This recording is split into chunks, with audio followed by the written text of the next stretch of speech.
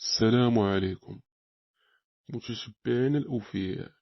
اليوم جينا لكم بواحد القصة اللي فيها شوية ديال الإشارة وشوية ديال الغموض. اشتركوا معنا في القناة وفعلوا الجرس باش توصلوا بكل جديد. المهم بلا ما نطول عليكم، القصة ديالنا سميتها الغرفة رقم 17. وهنا غتبدا الحكاية ديالنا. كان واحد لوطيل صغير واحد القرية بعيدة ومعزولة، سميتو اوتيل الأفق. هاد النزل هذا كان مشهور وسط الناس ديال الدوار، ولكن الشهرة ديالو ماشي بالجمال ديالو ولا بالخدمة ديالو، ولكن بالسر الكبير اللي كاين في الغرفة 17. الغرفة هادي هي مهجورة من سنين، وكل شيء اللي جرب يبات فيها كان كيخرج في الصباح وهو مخلوع وما كيبقاش نهائيا يرجع. الناس ديال القرية كيقولوا ان الغرفة مسكونة، ولكن ما كاين حتى حد كيعرف القصة الحقيقية.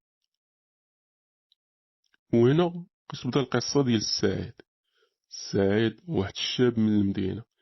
جا لهاد القرية باش يحضر لواحد العرس ديال الأخت ديالو اللي تزوجات بولد خالتو. كان العرس غادي يكون في دار كبيرة وكلشي الضياف غادي يباتوا مع العائلة، ولكن سعيد اختار يبات في هاد الأوطيل حيت ما كانش باغي الزحام داكشي د العائلة وحضينين حضير. فاش يلا وصل الحاج حسن هو مول الأوطيل، رحب بيه وقال ليه عندي شرط واحد، كتبات ولدي في واحد الغرفة ولكن ما تقربش الغرفة رقم 17. هذيك الغرفة فيها شي سر اللي ما بغيتكش تعرف. سعيد ضحك وقال واش مازال كاين لك شي خبات الحكايات ديال الجن والشعوذة والجنون؟ راه ما كاينينش، الجنون هما بنادم.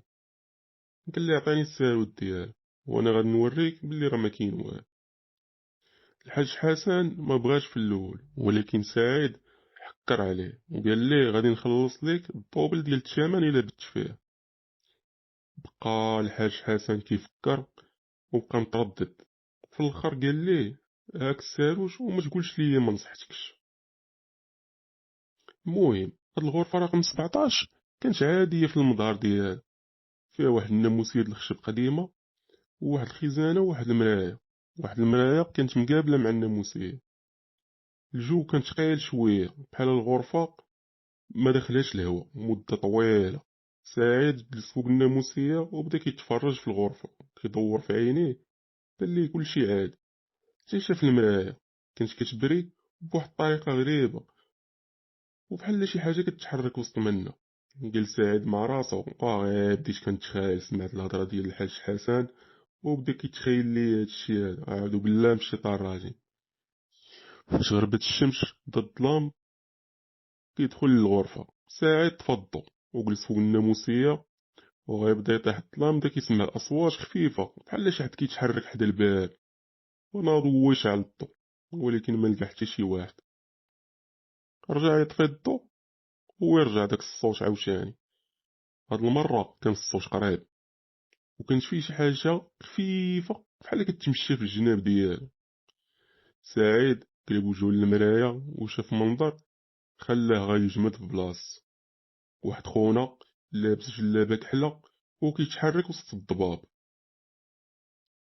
سعيد بقى مسمر في بلاصتو والشعر ديال راسو وقف. المرايا بدا كيتغير اللون ديالها بحال ولات شي باب لعالم اخر، داكشي ديال الافلام.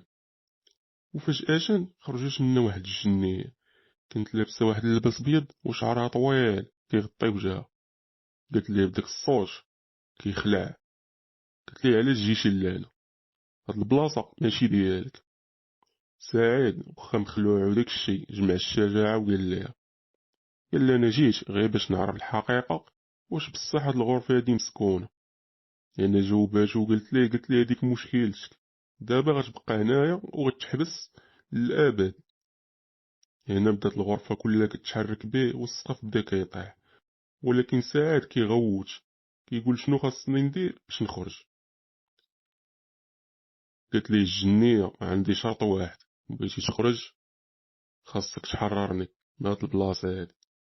قالت لي انا واحد الروح ومحبوسة هنا بسبب عائلة ديال السحرة اللي عاش في القرية زمان هادي، خاصك تلقى المفتاح هو اللي غادي يحررني وغيحررك حتى نتايا مني. فاش نوض الصباح السعيد مشى عند الحاج حسن وعاود ليه كلشي.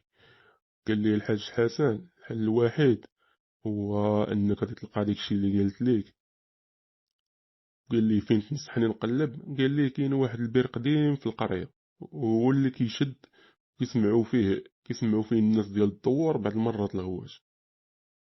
قال لي سير لتما وقلب. السعيد مشى للبير ودا معاه ولد خالتو اللي كان ما كيتيقش. هاد البير هذا كان مهجور ومغطي بزاف ديال الاعشاب والشوك وداكشي. ولكن سعيد فاش بدا كيقلب في الجناب ديالو لقى واحد الحجره مكتوب عليها شي رموز غريبه. قال لي ولد خالتو، قال لي لا صاحبي ما كاين والو. قال لي هادشي هذا راه غير الخرافات. ولكن سعيد قرا التعويذه اللي مكتوبه وفجاه خرج واحد الدخان كشيف من البير. الارض كلها تنزلات والصوت ديال الجنيه بدا كيتسمع. قلت لي انا غادي نتحرر ولكن انت غتبقى ملعون. سعيد رجع كيجري للوطيل ومشى عند الحاج حسن ولكن ما لقى حتى شي حد. لوطيل كان مهجور والغرفة رقم 17 مسدودة بحال إلا كلشي اختفى. سعيد رجع للمدينة ولكن كل ليلة كان كيحلم بنفس الجنية اللي كانت كتراقبو من بعيد.